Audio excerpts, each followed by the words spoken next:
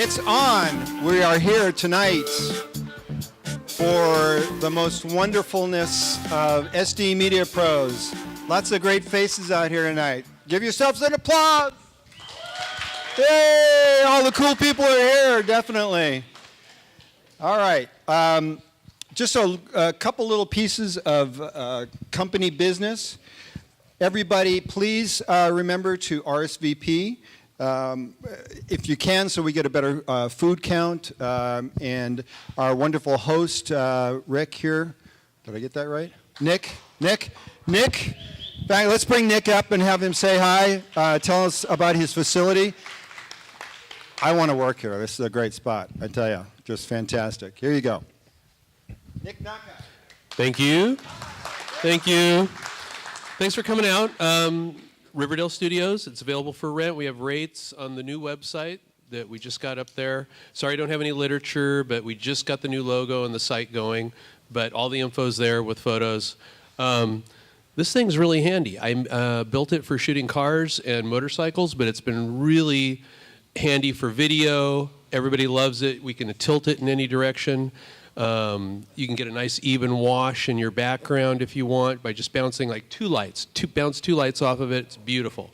We also have diffusion material we can put over the doors to get that kind of natural, window light. It looks beautiful, fills in this area, looks really good. So check out the rates are on the website. We do a day and half day rates. Riverdale Studios. Don't forget the name. Okay. Nick, I really want to know how you made that. That's really cool. Yeah, it was a lot of work, I bet. All right, I'm going to introduce Marianne Bates, our queen of membership. Oh, darn. She swore when I said that. We have new members. Here's Marianne. So Jeff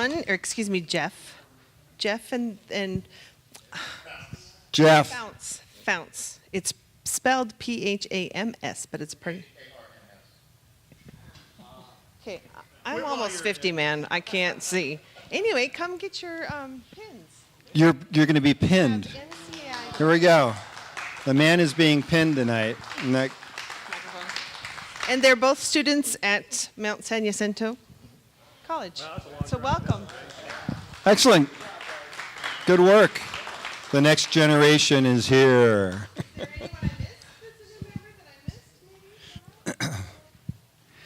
Okay, who hasn't been to a meeting before? Why don't you introduce yourself? Hi, my name's John, and I'm a freelance editor. There we go. And here's another man who raises his hand, and we'll have the guys introduce themselves. I kind of was at a meeting, but it was at the free one at the brewery, which was kind of fun and cool. I know, right? That's what I thought. One more month. We've got to get through another one of these. But my name's Todd Levesque. My company's TLV Productions. Do a lot of biotech small business films, and that's where we're at. But I've been on the newsletter, and they're really great. There's a lot of good content, so I'm stoked on it. Great. Good to hear. And gentlemen, why don't you introduce yourselves? Jeff Massey. What do you do, Jeff? Stand up and show your face so you can get a job here. I'm currently an executive chef looking to get into the video business. Go to school at MSJC. Just finished with the audio engineering program and did a lot of video work there as well. So I'm available. And I fly drones, so have a good time. There we go. Hand it to this gentleman here. Pretty much the same thing. My name is You're an executive chef? No, well, except that. No. My name is Founce Genesee. I'm an audio engineer. I currently work for Disney. I also shoot and edit and produce, fly drones as well. I started out doing audio, and then they made me take a video class, and now look at me. I'm available for anything, Former nurse, so if you need, somebody on set, so I can help there. Thanks.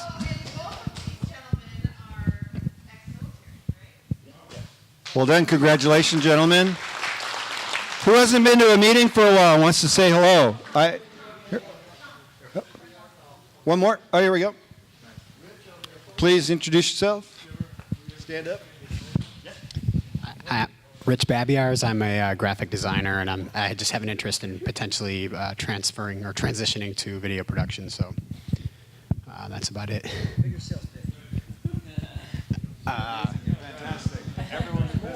An incredible graphic designer who wants to take over the world in video production, video editing.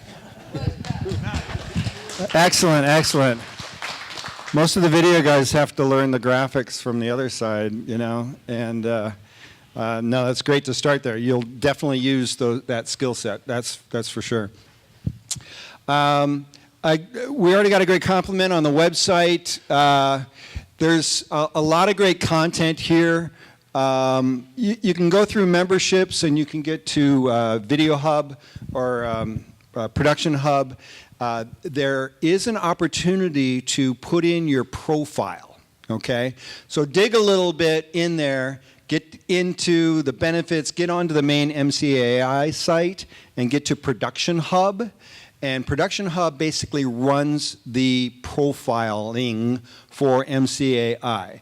So get yourself into that, and then at least your name will be out there. Start to advertise yourself a little bit, put your skill set out there.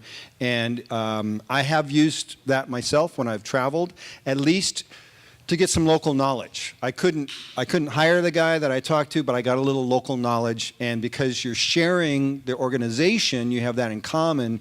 People tend to be very friendly and very open to talking to you. You just say, hey, I'm an MCAI member. I live in San Diego, and I'm just curious about what's going on in your area.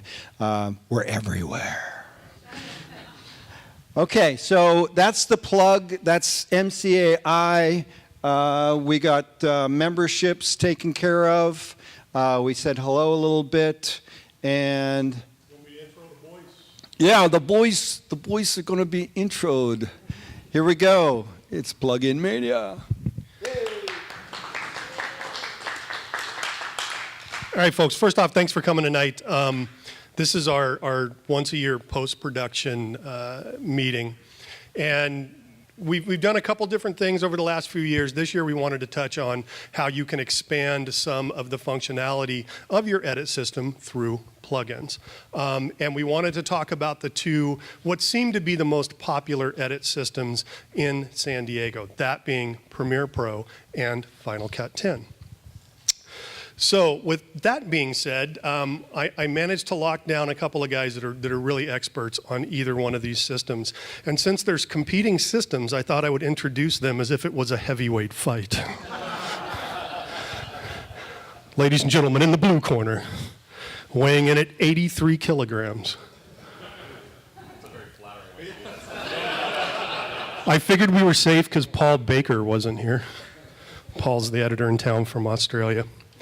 Ladies and gentlemen, put your hands together for Eric Addison. Eric Addison is the guy behind 100 Acre Films. Depending on the day, he's a director, producer, cinematographer, and/or editor. He's a proud graduate of the SDSU film program, a winner of some Telly Awards. He is Emmy nominated and a future Oscar contender. Could happen. Could always happen. His usual projects include corporate spots, promos, commercials, and the occasional short film. He's also the manager of the San Diego Premiere Pro user group, which makes sense because he's been using it being Premiere Pro, since the late 90s. That was back when Premiere Pro editors were like Vegas editors today. Nobody knew. He's well-versed in cinema, the writings of Ernest Hemingway, and early 80s video games. Do you remember Scramble? Oh, of course. That was not me. Sure was. You just turned that thing off. Liar. And you were the blue corner, right? And in the red corner, is there anybody here from the UK? Okay, cool, we're safe. In the red corner, weighing in at a mere 15 stone. Put your hands together for Robin Martin, please. Robin is the multimedia producer and developer at Mission Federal Credit Union, where he produces web videos, corporate documentaries, short films, and television spots. He's also a freelance filmmaker and editor working on indie short film projects and weekend film competitions. Robin learned video editing on a Media 100 system. Anybody remember Media 100s? Learned on a Media 100 system in college and has been using Final Cut Pro since version 2. He co-manages the San Diego Final Cut Pro user group and is a Apple certified Final Cut Pro 10 user. Robin Martin. So how we're going to do this, we're going to go Robin first, and then we're going to go to Eric. They're going to talk about a couple of different plugins, how they use them, and then we're going to open it up to questions. Gentlemen, have at it. You got me on there? That's me right there. There we go. Try that. Better? Yeah. Can you hear me now? All right. Alrighty, so Eric and I talked a little bit about the best way to do this. We want to give you guys a good kind of overview of all the different ways that plugins can extend the basic features that we have in these really, really powerful NLEs these days. It's pretty amazing the things that you can do right out of the box. And then the developer community is super strong on both sides of the fence, Adobe and Apple, to let you kind of take it even further. Things that typically you might have to go out to a very specialized piece of software like After Effects or Soundtrack Pro back in the day, or Audition. So a lot of that is moving into the NLE, and we're going to kind of give you guys an overview of that. So to start with, I've got Final Cut Pro up here, and we're going to do our best to work with the small screen real estate that we have. It's a little bit constrained, so you're going to see me kind of hiding and showing things. Eric, the same thing as we go along. So I'm going to start off showing you some things with color correction. Here we have a little scene, some clips. Make my timeline a lot smaller so you can see it. So short little scene, guy at the office. He's tired, long day at work. Decides he's going to get out of there and then have a nice, lovely drive the next day. So this is all footage from the Blackmagic Ursa Mini 4.6K. This is stuff that Blackmagic designed, shot, and put out there on their website. So this is Blackmagic's version of flat footage or log footage. It's not quite as log as you're used to if you're coming from the Sony or the Canon stuff. There's still a little bit of contrast in there, still a little bit of color in there. But we want to kind of punch it up a little bit and give it a look. There's a built-in color board in Final Cut that we can do a lot with, but the downside to it is, for one, if you're used to color wheels or different things like that, it's pretty limited. We have 100% up or down to take things like exposure and color. But when we're working with 10-bit footage that has 1,000 kind of stops of color and light, that's really kind of not granular enough for what we want to do. So for that, I'm going to turn to a plugin called Color Finale. And what Color Finale does is it brings a lot of the features that you might be used to in a standalone application like DaVinci Resolve right into Final Cut. And so these little panels down here, I'm going to kind of make them bigger so you can see. These are where a lot of the different plugins and effects and things like that in Final Cut live, is in these little browsers. So there's one here for Color Finale, and all I have to do is just drop it onto a clip. And it doesn't do anything until I tell it to. So here in this top right-hand panel that you're looking at is where all the kind of various adjustments that you can make to an individual clip live in Final Cut. And Color Finale is there. And then I click Open, and it opens this little pop-over window. I'm also going to bring up scopes so we can get a sense of what this is actually doing to the image and do my best in this teeny tiny screen. We may forego scopes for the time being. You'll have to trust me as far as skin tones and exposure and things like that. So there's a set of tools here that I can use in Color Finale. So to start with, let's go with good old color wheels. So I can bring my black level down, ridiculous level, or way over. So we can make it a little bit more moody, contrasty. I can bring midtones up, bring highlights way up if I want to, or down. And so we can see the level of detail that's in there. I also have control for saturation over here, so I can pump it up and make it way oversaturated, maybe somewhere in between. And I can also do just basic color correction. So if I want to take the high tones a certain direction, maybe the white balance was a little bit off, and I want to kind of cool off the highlights a little bit, I can drag in this. And the nice thing is this really takes it gives me a lot more fine-tuned control over those settings compared to that color wheel. And I can really kind of move this around and get different effects. So I'm going to kind of put it back close to where it was. So that's color wheels.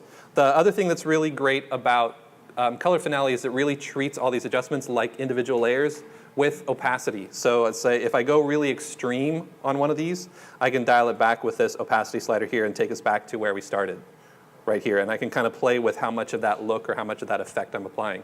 Yeah, Greg. Where was that slider? Right down here, lower left, off of the screen. There we go. Aha. Oh, this is going to be, thanks, projector. You're not seeing, okay. That's going to make things interesting. Projector had one job. Yeah. So I'm going to keep it right there. Cool. Thank you, Greg. So then I can start stacking up other effects on here. We also have curves, if you're used to using curves, which is really nice. So I can, let's turn off my color wheels adjustments for now and just do a straight curve. So I can kind of pin the middle. I can bring my highlights up, let that roll off. So all of a sudden we're much more contrasty.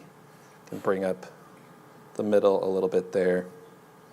Just play around with that. So you can do that for the master or the red, green, and blue curves individually if you want to do something with that. It also has LUT support. So by default, Final Cut has built-in LUTs for a few different file types. So we'll go over here to, come on, info.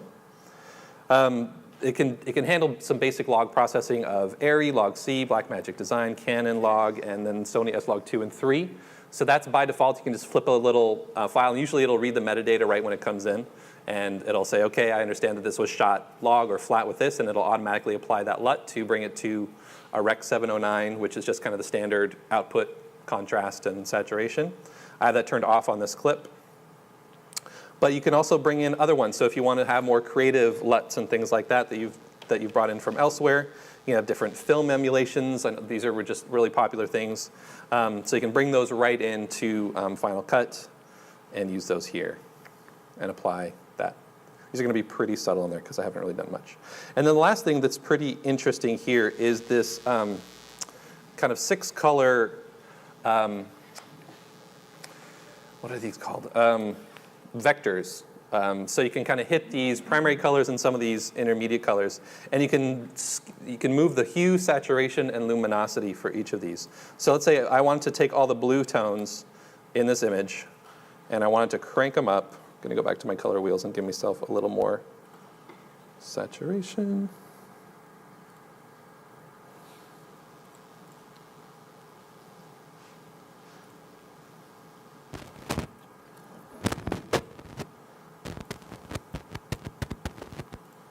Aha, that's why, because I have my opacity down. Hey, now it looks like we actually did something. Let's reset all that.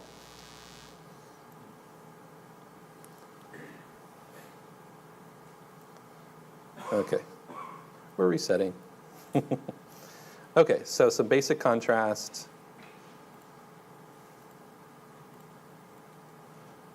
Bump up the saturation a little bit. All right, that's looking better. So with these vectors, now I can target one of these colors and change the hue, reduce the saturation or pump up the saturation, or adjust the luminosity as well. So let's take a look at, there's some really warm tones in here. So let's take the red, and let's play around with pumping up the saturation a bit and moving the hue around.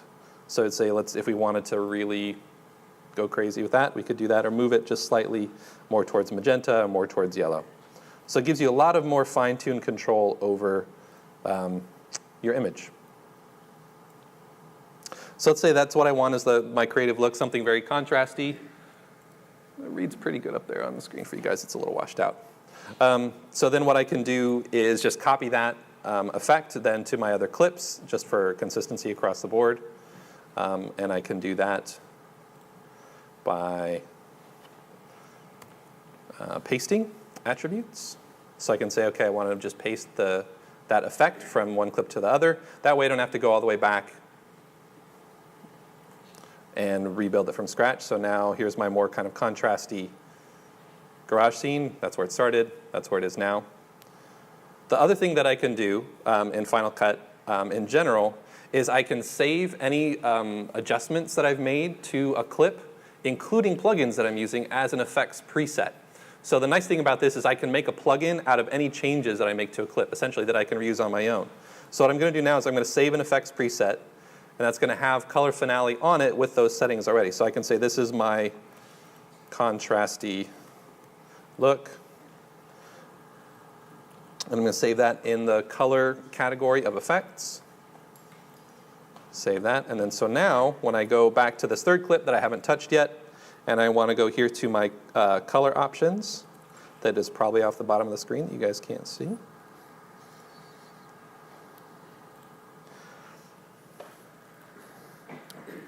can see here is my contrasty look option that I just saved that wasn't there before. And then I can just drag it on, and it's a one-click drag and drop to apply that effect to another clip. And here's where I might want to adjust it, because with the bright outdoor scene, it's a bit much, and I can just dial back. I can go in here to the mix control for that and just dial back that one instance of it just a little bit maybe, so it's not quite so hot. Okay, so that's color finale. It brings a lot of much more powerful color grading options right into Final Cut. The other thing that you can do with it is you can combine it with some other plugins. So the folks at Mocha have licensed their tracking capability to a company called CoreMelt. And they make a couple of plugins called SliceX and TrackX. And it's very, very similar to the Mocha AE plugin that you'll see in After Effects. It's a very, very strong planar tracker. So Final Cut doesn't really have any kind of tracking capability, point tracking, camera tracking, anything like that built in at this point. You have to go out to Motion or After Effects for that. But with SliceX and TrackX, you can bring some of those capabilities in. So let's say I want to do a little bit of a track on his face here and brighten it up. Director says I don't like his face. I want to see it a little bit brighter there. So what I can go do is go here to the SliceX options here in my panel that you can just barely see. Trying to think of a way that I can make that bigger for you guys. But what some of the plugins can actually do in Final Cut is work together. So now I can have my tracking with SliceX, and then it can let me apply a color finale color correction to that tracked area. So it's combining those two pieces. So I'm going to drag that onto this clip here. And the interface can be a little clunky at times. Essentially, the process is you draw a shape around whatever it is that you want to track it backwards and forwards in the shot. The nice thing about planar trackers like Mocha is that it doesn't matter if the area kind of goes off screen or gets obstructed by other things. It's able to solve that track most of the time with great success. So I'm going to just kind of change my shape here, make it match my actor, and try to get it over his face without getting too much of the hair or the other area behind it.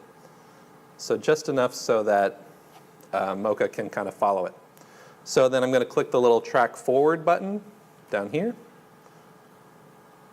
We're going to turn that off. I stabilized that clip, so that little message that popped up was saying it doesn't want to track on a clip that's already been stabilized. It's a dolly move. Anybody who's done like long dolly moves know there's always perfect. There's never bumps and wiggles in a long dolly move, right? So we're going to turn that off real quick. And you can see it tracked forward there. And now I'll go back in here, find where my track starts, which is probably about there. And then I'll track backwards to the start of the clip. And you can see there it's pinning pretty good right to the side of his face. And then, so within that, I now have this option here for color finale within that shape mask. And I can blur, I can soften and feather the edges of that mask a little bit. And then I can pop up a brand new instance of color finale just for that one little section, and it'll leave the rest of the image alone.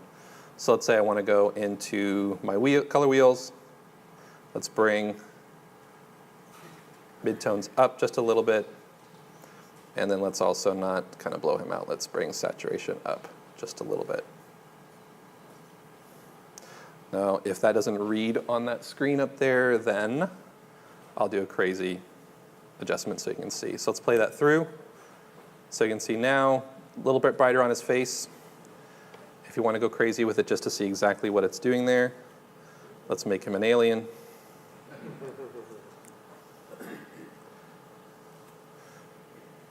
And you can see that tracks right there pretty well the whole way through. Yeah, pretty good stuff. And fast, and it's right there, it's doing it not quite in real time. I mean, this is a brand new MacBook Pro, but it's a laptop. It's not, you know, a giant beefy machine, but able to do that kind of tracking and color correction. Pretty impressive. Okay, so let's say, speaking of performance, one of the things that Apple released with just about the latest version of Final Cut Pro is 3D titles built right into the system. And a lot of people are like, okay, well, 3D titles, whatever. I think it's a really good demonstration of the power built right into the application. And then other developers are kind of taking the stock ones and adding on to that. So one of the groups that's doing that is a group called Ripple Training, or Ripple Plugins and Ripple Training. They do a lot of instruction and training, and they also sell plugins that do all kinds of titles and generators and things. So they have these ones where they've taken the stock 3D titles, and they've given you some additional animation options. So there's one here called Super Tumble, which is pretty cool. Your letters fly in 3D, land, and then you can have them animate back out. So I'm just going to drag that over the top of my closing here. Let's say this is like the opening title sequence to our big blockbuster film. And it's rendering 3D text, blurring the background. It's doing lighting and shading and everything in real time. That's awesome. But I can start changing it. Obviously, I probably don't want it to say Super Tumble. That's the name of my superhero film. So let's go with something like Going Home. The ad wizards worked on that one for a while. So when you get down into the 3D text options here, I can do all kinds of things. I can crank up the depth, so those letters all of a sudden are super 3D, in case you couldn't tell. I can play with beveling. I can change lighting right here in the application.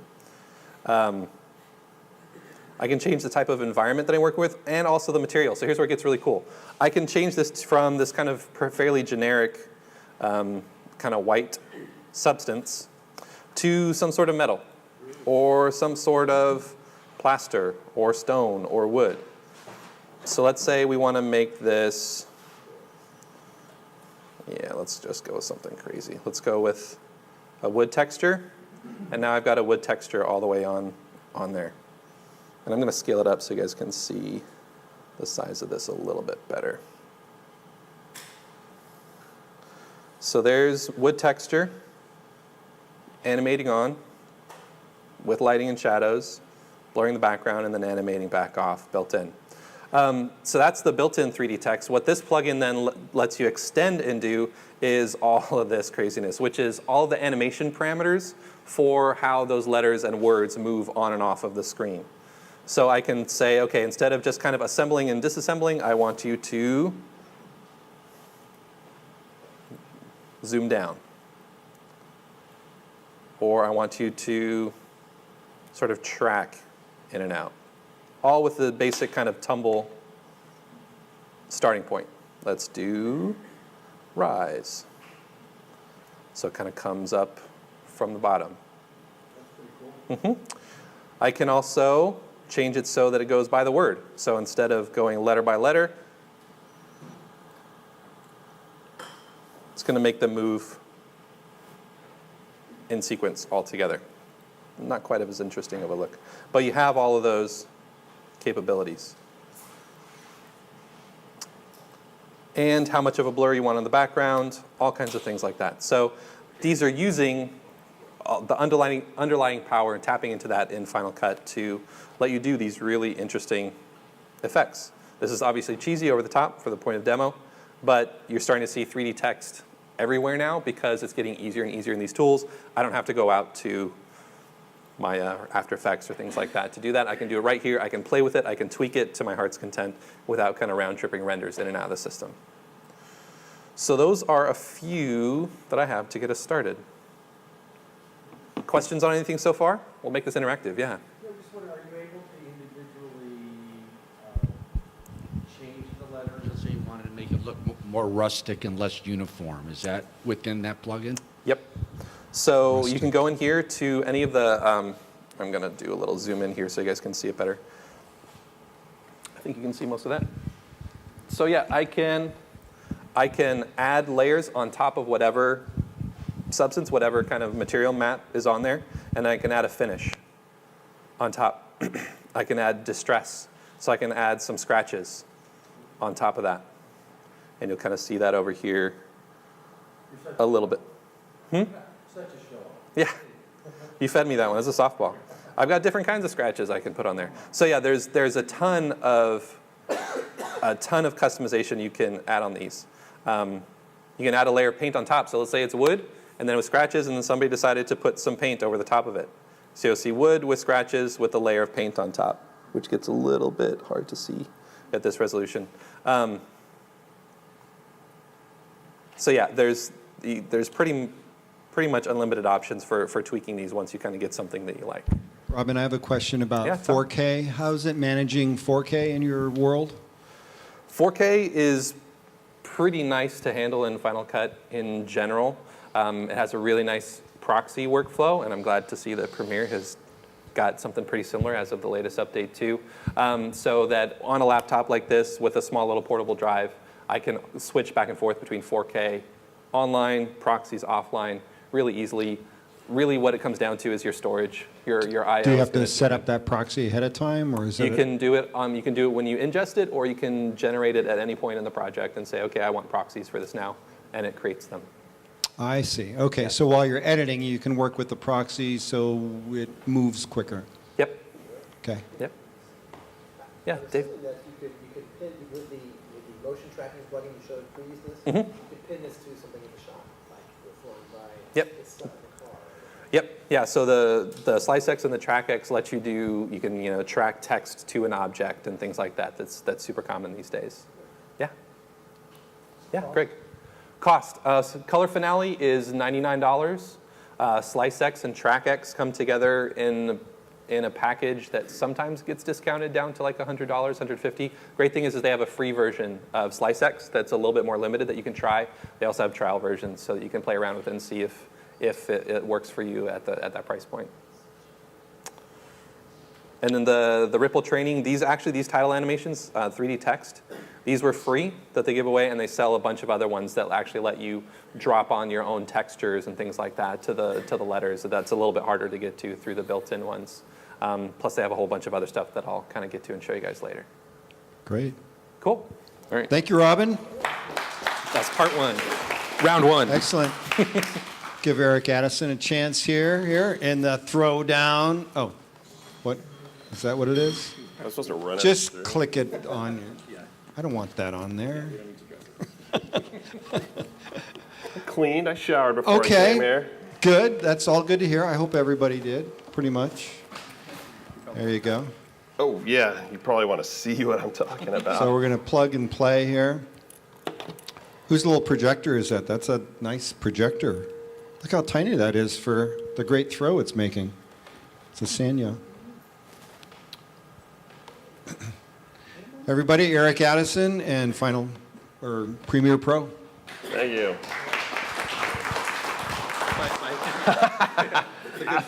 I feel your pain. Yeah, right? All right. Hey. All right. So let's talk about a couple things. So I'm really loud and feeding back. I'm really loud naturally, so I don't really know that I need the mic, but I know you want me, Jeff, so you can hear me over there. So I'm going to move my mic down a little bit. In the spirit of post-production, I decided to wear a VistaVision shirt and my Alexa hat. It has nothing to do. It's my ironic thing for tonight. So a couple things that I'm going to talk about. The first thing I want to talk about is color correction, like Robin did. But I'm going to talk about a plugin that I have started to grow to really like. And one thing I noticed, I'm going to say this up front, that I am not shilling for a particular company tonight. It just sort of happened that a lot of the plugins that I love to use and rely on are from one particular company. So don't think like that Addison guy's talking about another product from, and you'll find out in a second, It just happens that I love their stuff. I use it quite a bit. And so I've just really tend to grow and rely on it. They have just really, really great stuff. So anyway, so let's dive in. So the first thing I want to talk about is I'm an old film guy. I love film stocks. Who shot film here? Anybody? Yes, I love you guys. So I grew up learning like film stocks, like looking at these little curves with with the shadow and the toe, and knowing how to what the Kodak F2329 was or whatever. And so I missed that when I would do video, but thankfully the good folks at Red Giant have given me a plugin called Film. And so we've got this shot up here that's a very squishy looking bird at a golf course, and it's a little tracking shot here. And if I go into my video effects, magic bullet, film, what I can do now is drop this on here, and I can go through here. It looks like I've already got one set up, but I'm gonna start this over. So my footage is log, because I shoot everything log. And then I can choose the negative stock and the print stock that I want to emulate. So it's set up for Kodak Vision 2. Let's say I want to come down and do some Fuji.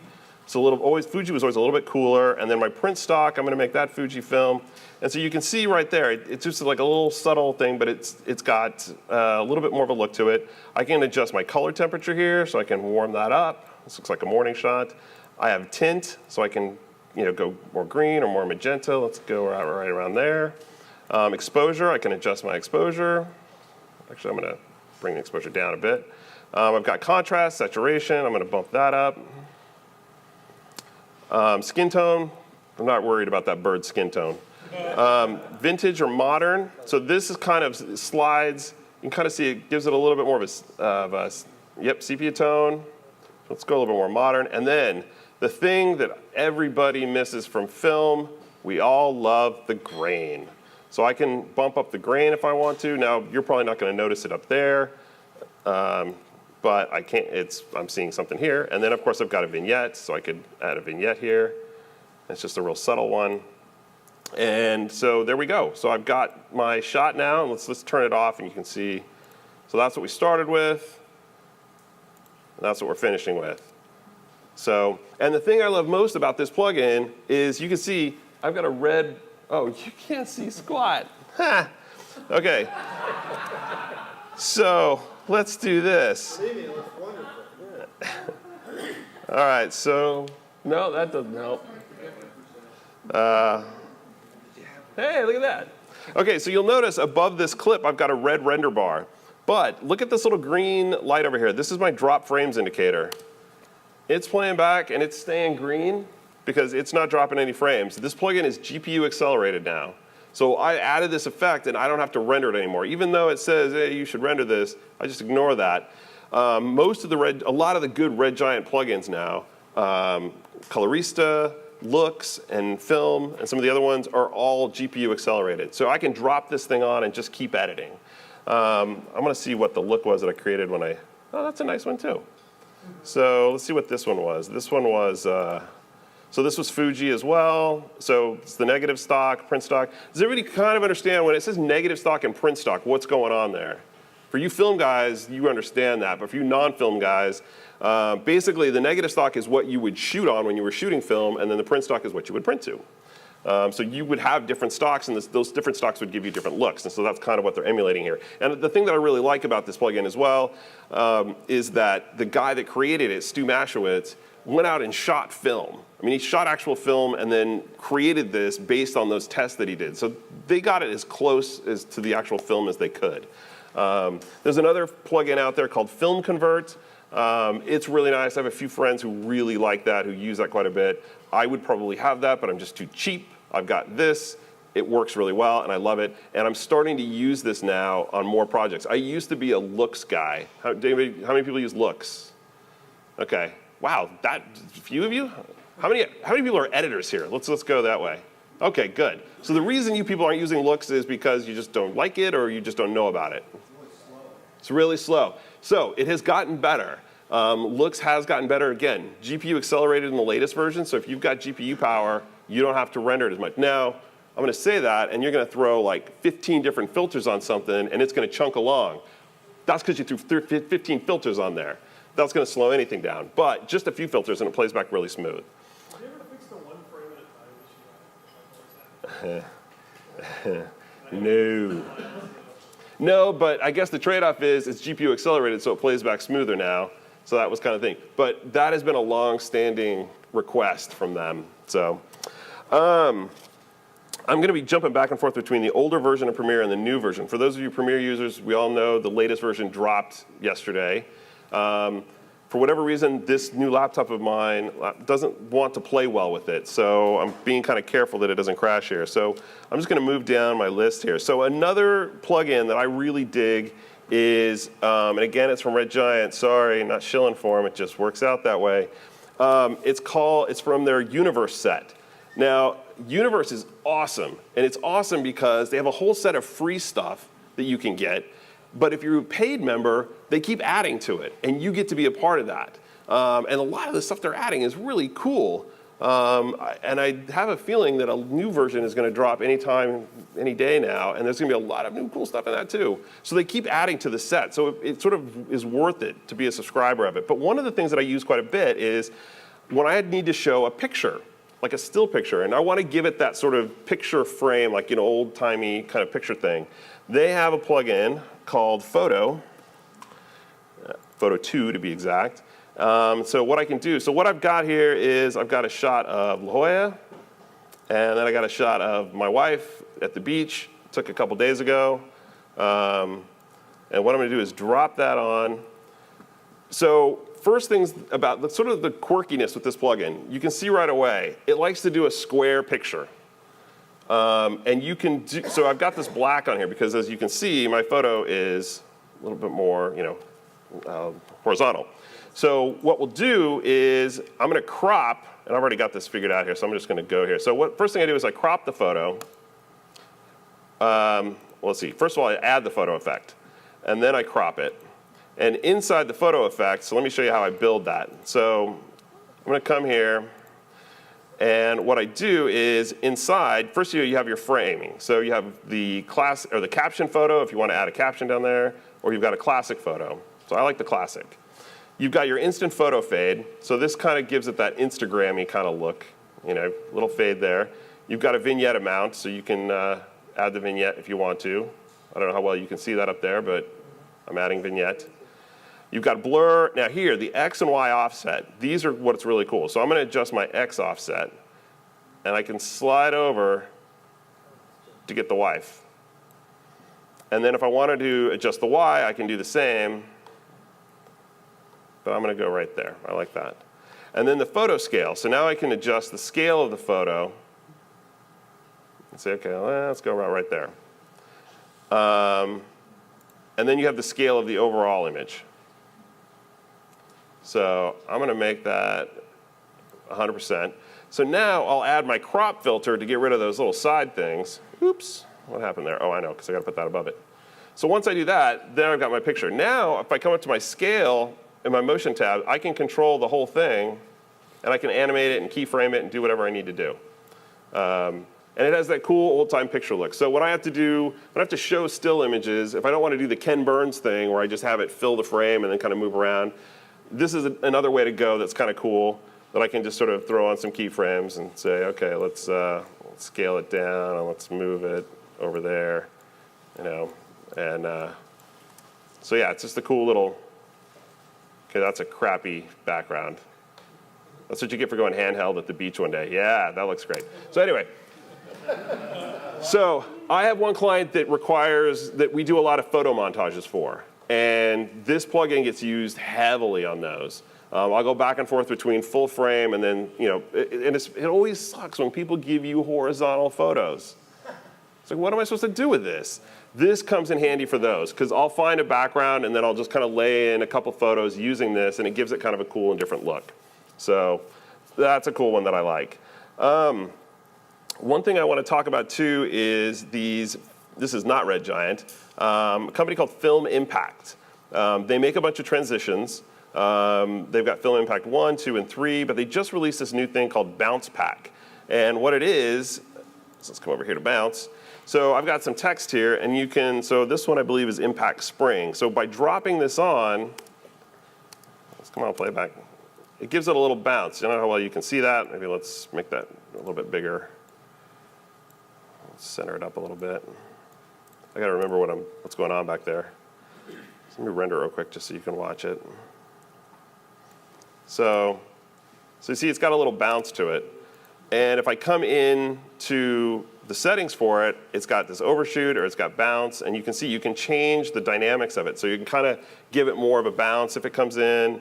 You know, so right now it's set for 3 bounces, so I can say, I don't want to do 20, but let's do 10 bounces.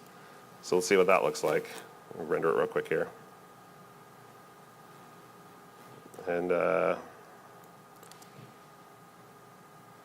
that didn't look like 10 bounces to me, but whatever. But yeah, they're really cool little things for just giving your text a little, if you don't want to have to go out to After Effects and you want your text to have a little bit of life, these bounce presets, like here's another one. This one is the spin. So, you know, they've got, it's like if you want the Batman look.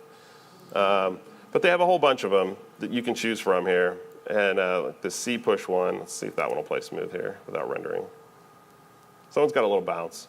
So it's kind of cool. So, you know, just for some simple, giving your text a little bit of life inside Premiere without going to After Effects, I find these plugins actually work really, really well. This is a new thing. I actually just got this last week, showed it to the user group at our last meeting. It's not really a plugin. I'm starting to use a lot of presets inside Premiere. People are making presets and then posting them online. This is one that somebody was giving away for free called Edgy Reveal. And you can see, so hopefully you can see. Here, you know what? Let's do this. Oh, wow. It's like living in standard def days. So this first one I think is the blueprint one. So kind of watch what it does to the opening here. And yeah, it's kind of cool. And so let's watch. I don't know what this one is. That one's like a color thing. I forget which one this one is. So they just have these kind of like, you know, arty kind of reveals. That one looks like the same as the last one. But yeah, they are all presets. And if you click on them, you can see in my effects controls, these are all the effects inside Premiere that was used to create it, along with the keyframes. So you've got a levels, a find edges, a noise, a strobe light, fast color corrector. So you know, you can get inside and start customizing these things out if you want to, and make it and tweak it to what you're liking. If you think, you know, hey, this is a good start, but I want to do this with it. The nice thing about presets is it lets you go in and sort of customize it. So these are something I haven't really used it on a project yet. Like I said, just got it last week, but I'm really kind of digging some of the looks that it gives. So let's see, what else did I want to talk about while I'm in here? What product was that again? Oh, sorry. That is called Edgy Reveal. It's not something that you buy. I got it off the website. If you go to, shameless plug here, Premiere Pro user group page on Facebook, there's a link for it on there. Is that who did it? Motion Array. I downloaded it today. It's pretty slick. Free. Yep. There you go. I'll pay you afterwards for saying that. Okay, so moving on. So transitions, I was going to talk a little bit about transitions, but I think I'm going to skip that. Filmimpact makes a lot of other good transitions. Transitions, I love Premiere, been using it for a long time. Adobe does nothing to give us transitions. I mean, dude, I think there is still like a star wipe, and I think if they had the Kiki wipe, it would still be in here, okay? So, but thankfully, other companies are starting to jump on board. What is it, Factory FX? FX Factory, yeah, so they make a lot of plugins for Premiere. The only downside to that is you have to be on one of those machines made by a company named after fruit in order to be able to use it. For those of us on Windows, we can't take advantage of that. But stuff's starting to come out, and Filmimpact does make a lot of cool transitions, and they're not too expensive. I mean, these packs, these transition packs are, I want to say at the most $89, and there's some really cool stuff in here, stuff that I use all the time.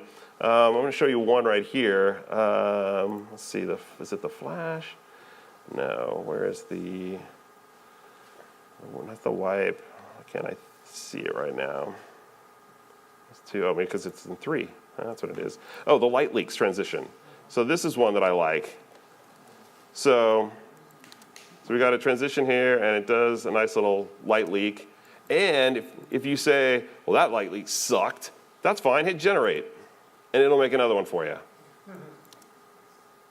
So you can play that back. Don't like that one, hit generate again, and it will give you a different one. So it's a really cool, little transition. They've got a whole bunch of them here. They've got this glitch, which is another kind of cool one for those of you still reminiscing for your VHS days. You can relive all the fun with that. Some of them, like this Rays one, I think this is the one. It's kind of cool. I have no idea when I would ever use this, but it just looks kind of cool. So anyway, they have a whole bunch of stuff here. Oh, copy machine. That's one of my favorites. It looks like Quantum Leap. I like that one. And, again, it's fully customizable. So you don't like the green? Fine, make it blue. So you got your lightsaber transition for your Star Wars fan film. All right. What plugin was that again? That's the Filmimpact transition set. So I'm going to close this. Actually, let me save that in case I need to come back here. And I'm going to open up the new version of Premiere to show you a couple more things here. If this crashes, again. Okay. Yeah, I was going to say, you have a computer that's named after fruit. Yeah. The workstation in my office is working like a charm, though. So I think it's just this laptop. So let me do two more things here. Wait, do you want to show a little bit more and then come back to me? Yeah, we can. Okay, well, here, why don't I, I'll hand it back and then I'll prep for the next round. All right, so I'm throwing it back to Robin. Sweet. Thank you, Eric. All right. We're doing good. Cool. I'll need that. While I get the video hooked back up. Got me there? Okay. Oh, sweet. I'm going to show you guys some audio stuff. Because, it's not just about the picture. It's about how it sounds, too. Okay, cool. So let's listen to this. There's no video track, so we're going to practice with our ears and see how our speakers do here. What's wrong with this audio track? I've known since I was a Lamaze teacher back in the 1980s that women were not receiving optimal care. Can you hear it through these room speakers a little bit? Joe Godfrey back there, I know, has an idea. One more time. I've known since I was a Lamaze teacher back in the 1980s that women were not receiving optimal care. Air conditioner. Yeah, there's some static, a little bit of reverb. It's a little bit of a wetter room there. So we have some plugins built into, or that we can get for Final Cut that can help address that and kind of clean up that dialogue. They're made by a company called Izotope, I-Z-O-T-O-P-E.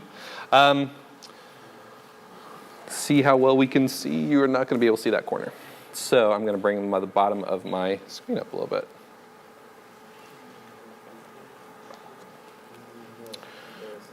Just so you can see. There, now you can see my whole screen. So they have a whole bunch. There's declicks, dehums, declip, which is a nice one too. So if you have a track that clipped, is that a hand? Are you using the suite? Yeah. So I'm using it's the RX5 Advanced Suite, but it gives you plugins that you can use right in your editor, which is great. I will say that they're pretty CPU intensive, and I get crashes with them occasionally. So you just have to be careful if you have a whole long interview and you've used a whole bunch of them. I've had some stability challenges. It's definitely something to save for sweetening at the end of a project. I'll just kind of put that out there first. So one thing that we can do is there's this nice little, it's essentially just a preset that's dialogue denoise. And for the most part, it's just kind of drag and drop, and it'll take that static right out, and it really, it preserves the frequencies that are most commonly associated with the human voice. I've known since I was a Lamaze teacher back in the 1980s. So I'm going to make my waveforms bigger so you can see kind of before and after here too.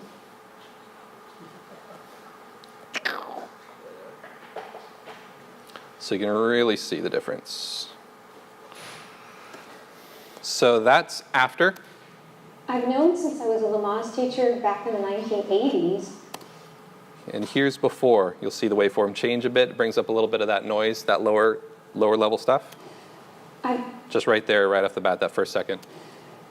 That breath, that static, that hum is gone when we apply that clip. Now, one thing about the clip is This is very consistent noise all the way through. So the one thing you can do is if you're not quite happy with it, or if it starts to take away a little bit from the vocal quality, because that's the one thing you have to watch out for with any of these kind of presets, is they can start to make the voices sound weird and tinny and echoey, and they can do some weird things to the EQs. So I can pop open this little control panel here for it, and I can switch from auto mode to manual, and I can tell dialogue denoise to learn my noise pattern. So I'll just go back here to the start of my clip and hit play, and you'll see it, the waveform go.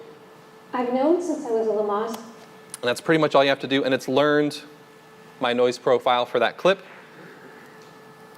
And I can play that clip back. I've known since I was a Lamaze teacher There's back off. in the 1980s that women There's were not on. receiving optimal care.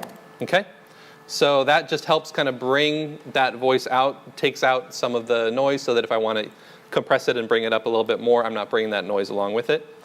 There's also a D-reverb. As of the latest version, this is an RX5 that used to be in the advanced version that's now here in the basic version that I have. And that's, again, let's see what it does here. It has some presets for some parameters here for, you can really shape it as much as you want to. Again, it's going to just do its best to. I've known since I was a Lamaze teacher. That was with it on. I've known since I was a Lamaze teacher. That's with it off. Maybe tough in this room because we've got a lot of reverb in this room. So it might not be a good one to demo, but trust me, every once in a while for just where the reverb is a little bit distracting, it's one to go to. Here's a different type of noisy dialogue situation. Anybody who's ever done production audio knows what's going on here. It's nice. Kind of wish we had done it sooner. Location Scouts chose a beautiful location right next to the highway. So dialogue denoise to the rescue again. We'll drop it on there.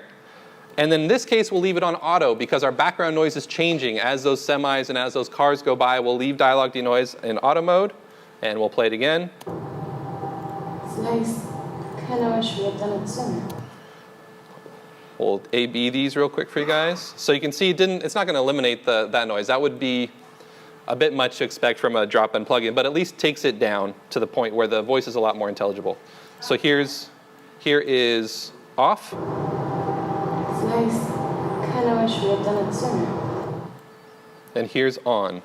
It's nice. Kind of wish we had done it sooner.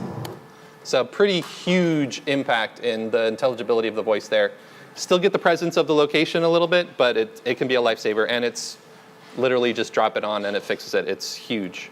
So that's Isotope RX5. There's an advanced suite that's around $1,000. I think this is the basic suite you can get on sale for a couple $100, $300 occasionally. Mr. Tao. Just one quick note on this. Yep. I've used RX5 in both Final Cut 10 and Premiere, so it works in Premiere as well.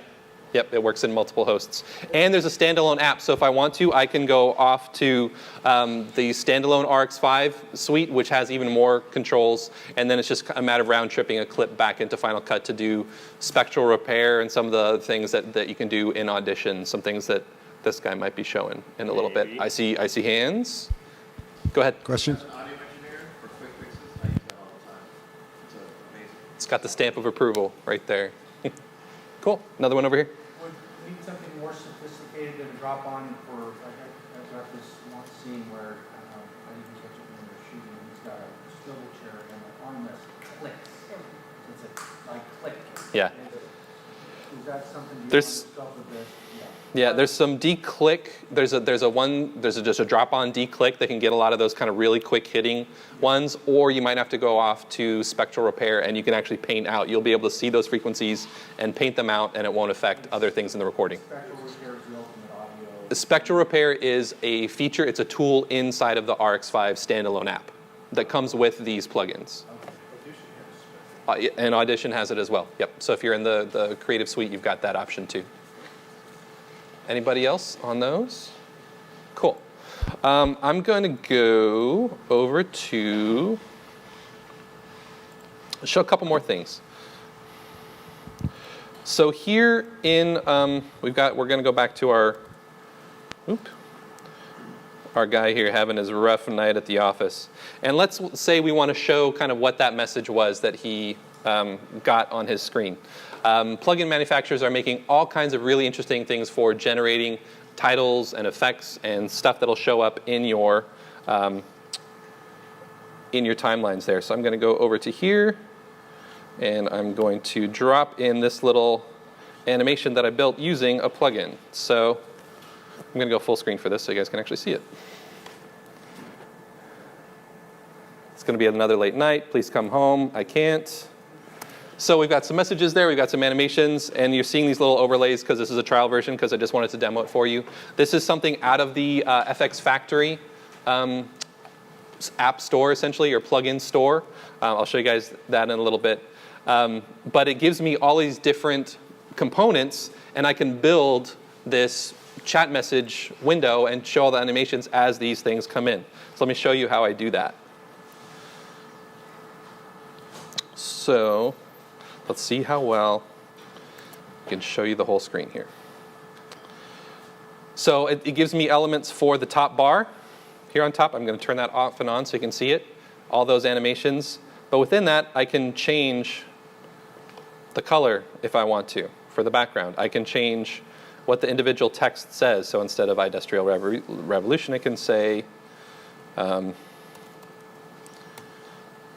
name of the person that you're having the chat conversation with, messages, things like that. So you can turn different things on and off. So this is all built in essentially as just components that are modular within that. The bottom bar, same thing. I can turn icons off, on and off on that bottom bar. I can change colors. I can do all kinds of things with that. And then the power is in the actual little pieces of the text. So they've built this particular plugin to be aware of the other text layers that you've put into it. So my first text layer here just pops up. There's my guy there. I can change the color of his bubble, depending on what device he's on. I get a little drop zone here, so I can go and pull in the image of him and drop in a little still for his little avatar. Change the message text, change the height of the message if I want to put in like a photo or a video clip, make it wider. I've got all those options right in here. But the cool thing is as the next title comes in for the wife's reply, his moves up automatically to give it room. So they're aware of each other. So I'm not having to keyframe both of these together each time I want to have this come in. So it's very, very quick. So I just focus on, okay, that's when I want that message to come in. That's when I want the next message to come in.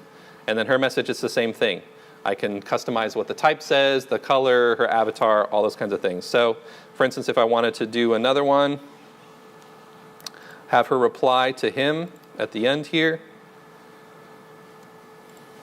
So instead of saying, please come home again, she's going to really dig into him. Can't or won't. Oh. Dun, dun, dun. So now when we play that back, it's going to be another late night. Please come home. All the chat bubbles move up. And then her response. Okay? So what I had to do to get that overlay to work is just to put it in a compound clip. So one interesting thing that Final Cut does is because you don't have tracks and everything's a project instead of a timeline or a sequence, is you can make anything that's already in your timeline into a standalone sequence by using these compound clips. So I did that. So now I'm in a standalone timeline just for these titles. You see the rest of my content is not there anymore, but I can go back out to my main one, and it's this little group here. So it's essentially a subclip or whatever you want to call it Nest. Of that content. A nest, whatever. So there's those, and then you'll see my change pops right in here in a second. I can't or won't. Pops right in there. So now that's our message string leading up to our reaction here from our actor going, oh God. Okay. And then there was one other thing I wanted to show you tracking-wise. That one is called Messages. I'm going to go to X Effect Messages. I'll pull it up here. FX Factory. Yeah, it's in FX Factory, which I'll kind of, when I wrap up, I'll show you guys that one. It is only available on the fruity computers. Can you play those messages over the video Yes, yeah, you absolutely can. I can pop that out for you real quick. So here's just to give you a sense of the options, it gives me a bunch of different background colors I can use. It has presets for Facebook, for iMessage, for WhatsApp. No Snapchat in there, but I'm sure you could figure it out and put it in there. And then so if we wanted to have that play over the video, that's absolutely a good way to use that. So what I would do here is I'm going to go back out to my clips. So this is that compound clip I made earlier that has that sequence in it. And then I'm just going to drop that over the top, add that as a connected clip over the top of him there. And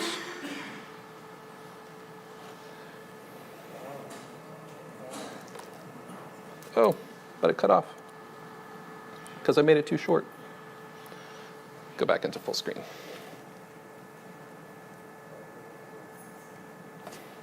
So obviously the timing's not perfect, but pretty powerful. It's a nice way to kind of integrate that and not kind of lose the context of the action there and what the character's going through. Very cool. Yeah. Yep. Yep. So the cool thing about that is it's all just driven by their timing in the sequence here. So if I want to make it just boom, boom, boom, boom, boom, and have them appear one after another, I just make them all one right after the other, and I play back boom, 2, 3, 4. So all just based on the timing. Not keyframing everything to respond to each other. Very, very responsive to the changes that you're making to the titles there. Is that just Final Cut? As far as I know.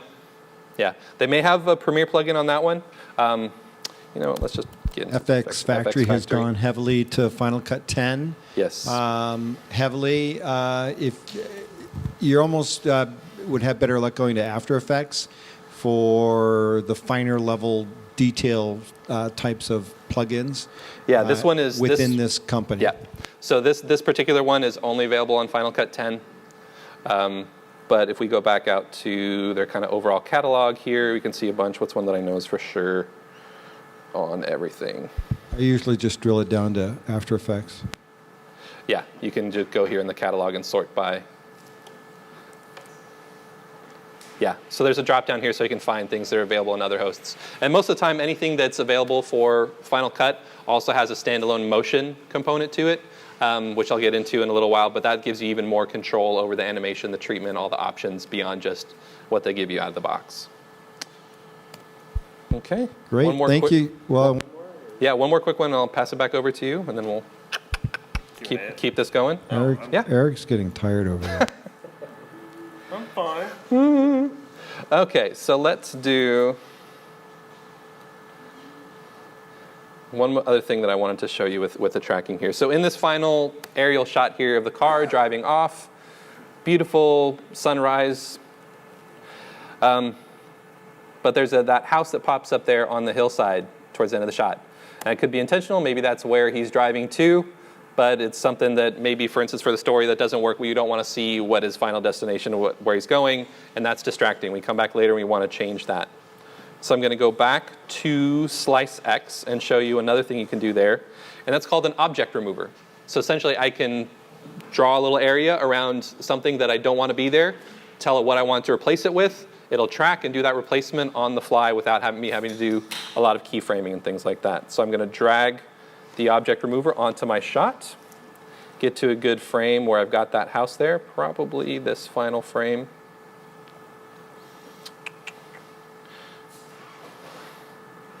Where did you go?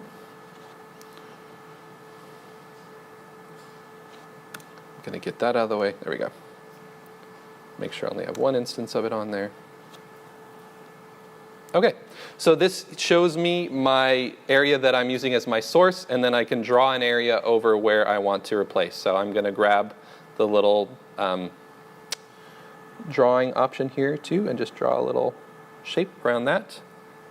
And then grab and say, okay, I want you to pull from, oops, sorry, let's not do it that way. Need to use the X, Y offset over here in the panel and say, okay, move the source to somewhere else over here on the hillside. And you can see that that source has a little bit of a feather to it. I can make it even softer if I want to with the shape softness to the point that it's not doing anything, or kind of come back down here to somewhat reasonable level. And now, when I track it, come back. Got to get a frame selected here. Object remover, let's get to our last frame. And I'm going to track it back because the object is there at the end, and then I just need it to follow it all the way back. Track back through the clip. There it goes. Whee, right off the screen. And then I'm done. And so now, if I get this out of the way, as we come around the corner there, play it. Beautiful, pristine hillside. You can see a little bit of a move there, but because the parallax isn't too big between those parts of the hillside, it works pretty well. And then you could go in and color correct that and do something else. But pretty quickly and easily, whether it's temp VFX or this is something that you want to work and go into final, you've got some really powerful tools through the core melt stuff in there. All right, ready? Yeah. Okay. I think so. Thank you, Robin, again. Everyone.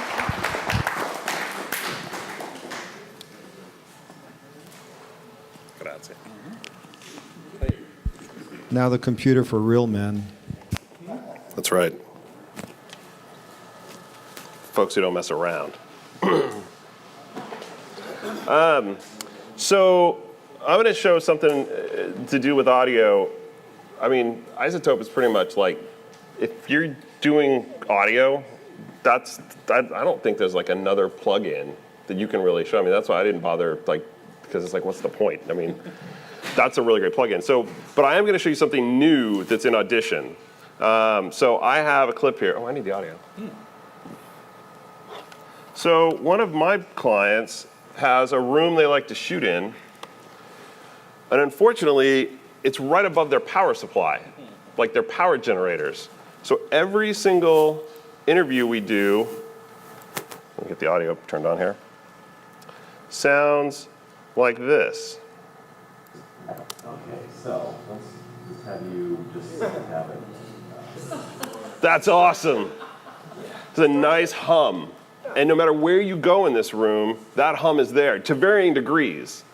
So, but something and what I've normally done is send it to Audition and use the spectral analyzer to weed it out. And for a while there, I had actually got a notch filter where if we shot in one area of the room, the notch filter would pull it out. It was awesome. But if we had to shoot anywhere else, it was toast. But there's something new in Audition that's really cool. So, no, I don't care about that. So they have this new Essential Sound panel. So by bringing the audio over to Audition, we can hear it still there. Let me turn that up a little bit. Oops, wrong way.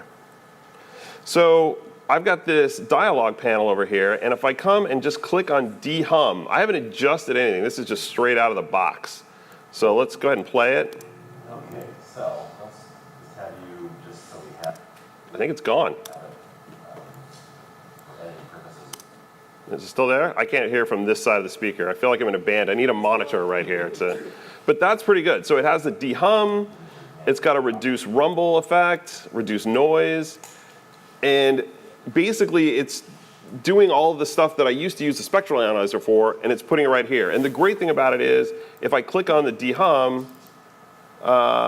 if you come over to my effects rack, you'll see there's the de-hummer effect, which I love that name. For those of you who watch Archer, phrasing. So you can see this is all the parameters of the effect. So if I wanted to sort of fine tune it and just make little adjustments, I can come into this right here and start tweaking it to get it even better, to refine it. So it's not just like I'm moving a slider and that's all that I'm limited to. I'm moving a slider, but I can also go in and fine tune.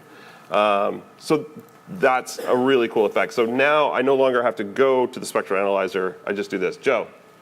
Eric, why is the audio on two channels, but one channel is 6 dB higher than the other?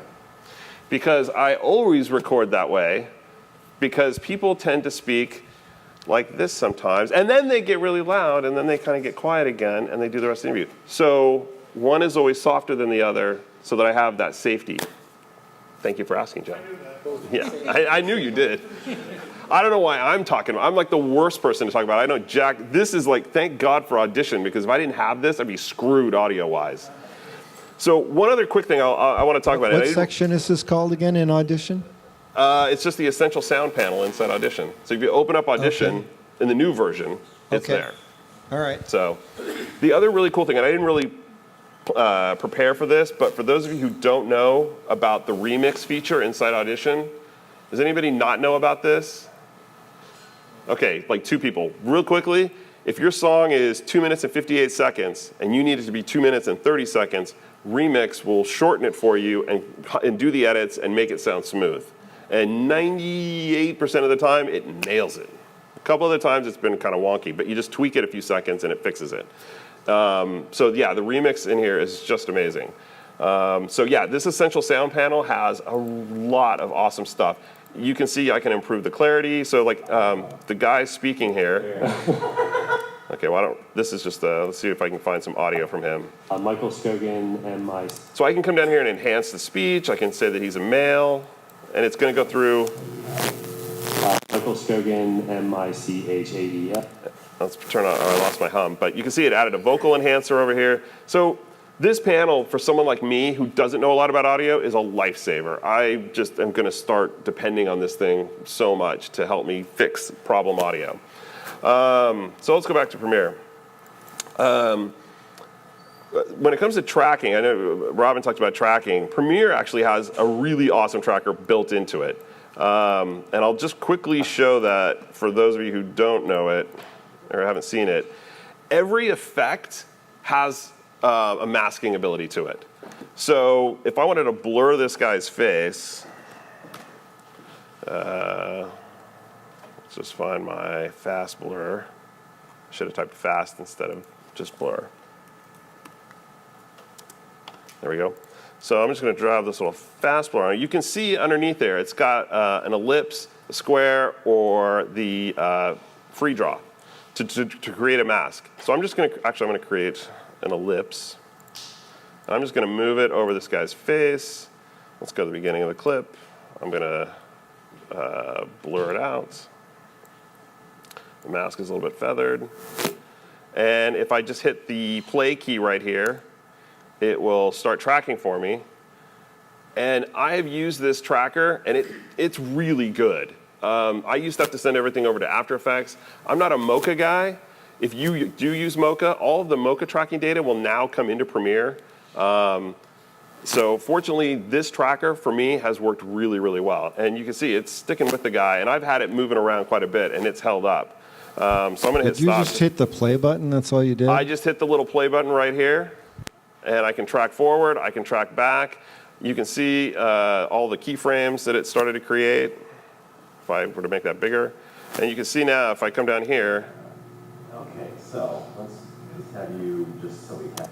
That mask works pretty well, so that track. So yeah, the tracker now inside Premiere is really great. And for color correction, for just brightening up people's faces, you know, it works awesome. It works really, really well.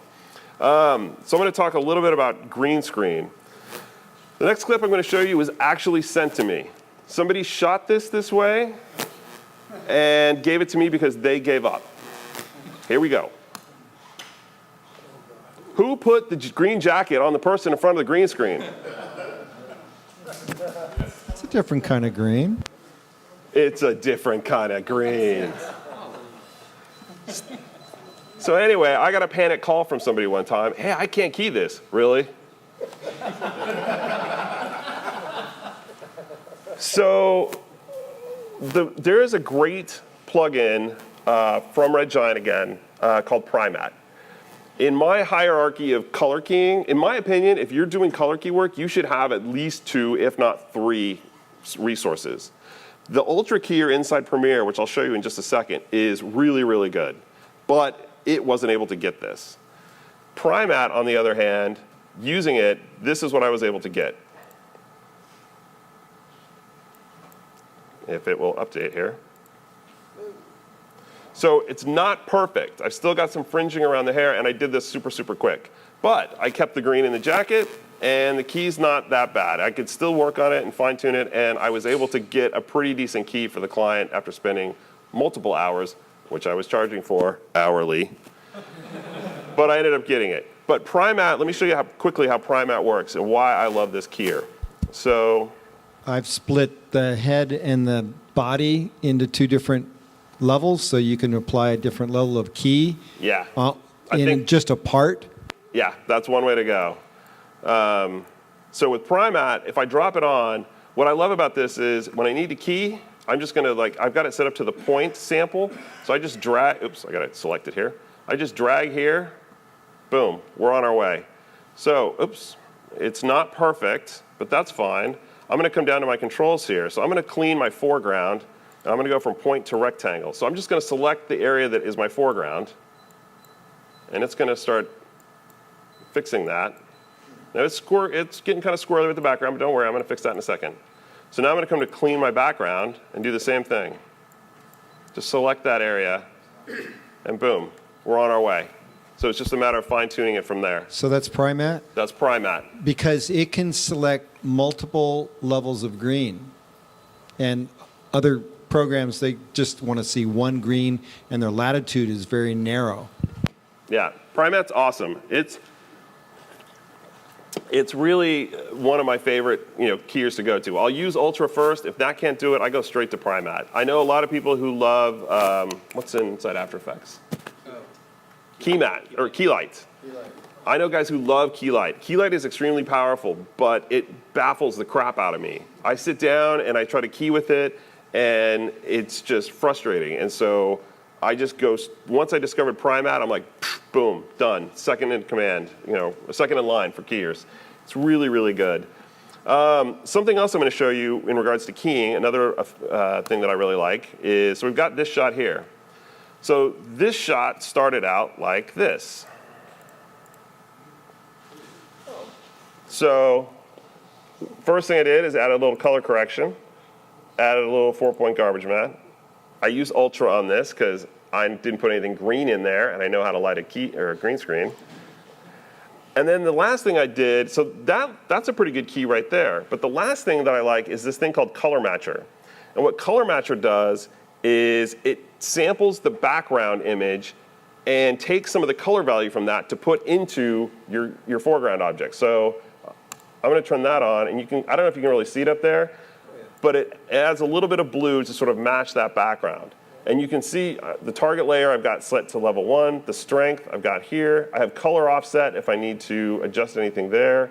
But I love, for keying, this color matcher thing is just an awesome little add to really just sort of make it look really real. I mean, that key looks pretty good to me. I mean, it could probably use a little bit of work. I think I can kind of see the line right there.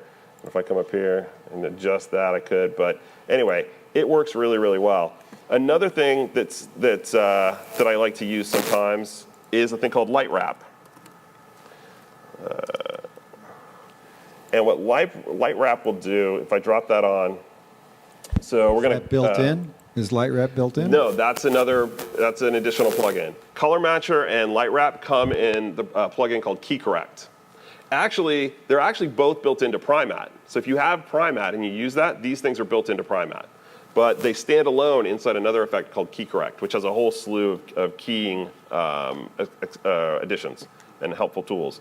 So let's see. So I'm going to make the background layer 1. Let's go to overlay. Oops, that's really showing through here. But what light wrap will do, let me fix my key here. Let's go to alpha. Didn't want to have to screw with this, but it looks like I'm going to have to here. Oops. Crap. Let's just jack that up. I'm just going to jack these things. It's time to mess with them. Oops. There we go. Okay, so with the light wrap here, you can kind of see around his head and around his shoulders. It gives, I don't know if you can see there, but it gives a little bit of light. Like you can definitely see it right here and up around his head. So it takes some of the light or some of the brightness from the background, and it just sort of gives it a little bit of a little brightness around him. So if I put somebody in front of a bright window, let's adjust the width here. It kind of just helps cells like there's light kind of coming around him.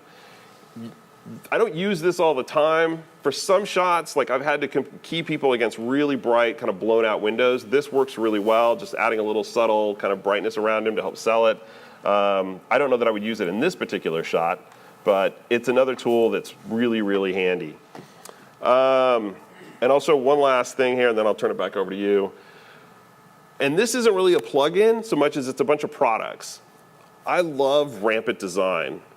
Rampant makes awesome tools, and they're not plugins. They're just .mov files.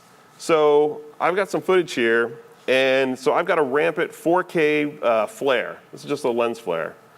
And all I have to do is come up to my opacity, change it to screen, we'll say, and then I can come through and I can, now this is really not good footage for lens flare, but let's just say I want to have it up here. If J.J. Abrams shot this, there'd be lens flare somewhere. But you can see, it's great because it's just a QuickTime movie file that I can drop down. I don't have to render it. That's a really bad place for that. So let's come right there. So I can add that little lens flare right there. Probably needs to come up higher. And boom, it's there. And again, they have tons of these different pre-made lens flares that you just drop on. I don't have to render it. I can just, and again, this is 4K stuff, so I just resize it if I need to, if I'm doing HD. The lens flares are awesome. These natural flares are something that I like to use as well, too. Let's go to screen here. So that gives it just sort of that, a little bit of a lens flare off to the side. I use that kind of thing all the time. Say what now? I use that kind of thing all the time. I really like adding that kind of thing. Yeah, it's great. And then I forget which one this one is. Oh, this is a soft light. And so let's just do the same thing. Let's just change that to screen. And so you can see that adds just a little bit of something there. If you're doing, again, I don't know if this is the right footage for that. That'd be more action sport oriented. But, and then one of the other things they make that are really cool are these style mats. So I'm going to turn on a track mat key. And if I play this, they have all these pre-made mats that sort of animate in, animate off. I've used these to sort of have video come on with the mat here, and then I'll put text over here for like a title or whatever. These are really, really good. And again, they're all pre-made, so I don't have to do anything other than just sort of drop them on and go with them, and then they animate off. So Rampant Design has tons of stuff, and they just now reduce. I'll get to your question in just a second, Steve. They just also released a bunch of presets as well for stuff in Premiere, and it's like $29, and it's crazy cheap. The Premiere Essentials. They've got all these different effects in here that you can drop onto stuff, and let's see if I can show you one here. Let me turn off this track. I don't know what this one will do, but let's try double exposure just to see what it does here.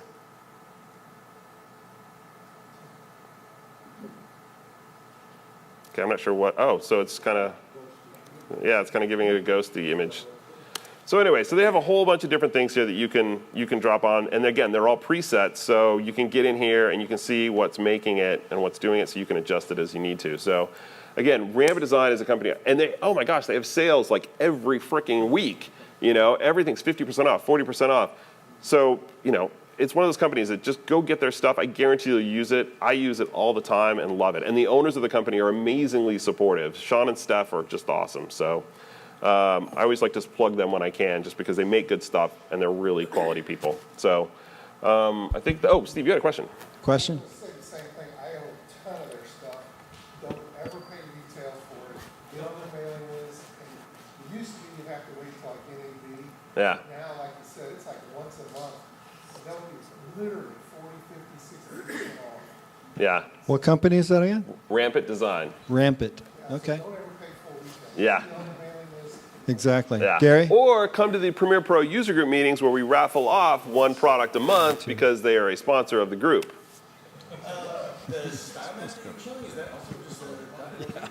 Yeah, it's just a .mov. I mean, if I turn this off, you can see here it is. It's .mov. It's just a, just a. Just plays above the track that Yeah. So you set it above the track. You add your track mat effect. So if you look on this layer, you can see here. Oh, let's see. I've got that that other thing on there. So yeah, I've just got a track mat on here, track mat effect, and I just say, the mat's going to be on level 2, and then boom, it works. So I mean, they have a whole bunch of other more dynamic ones. I just kind of threw one on here randomly, just to sort of show what it does. I probably could have found something that's a little bit more sexy, but I'm not Robin. Robin's all the sexy stuff tonight. So, yeah. Any chance do you have a suggestion on 3D? Yes, I was going to mention this. So I don't have it again, I just got this laptop, and so I'm still kind of getting everything up to speed on it. New Blue Effects makes a titler called Titler Pro, and it does all 3D titles, and it works really, really well. It works right inside Premiere. Yeah, it works inside Premiere, so you can just like click new blue title. It'll open up, and you can animate, and you can do all this stuff. A lot of the stuff he was showing, yeah, new blue will do that. So yeah, it's the Titler Pro plugin is really, really awesome. If you got a talking head and you want to throw the background on a lot of focus, would you do what you did before, but just reverse the effect in the negative space? If I want to throw the background out of focus.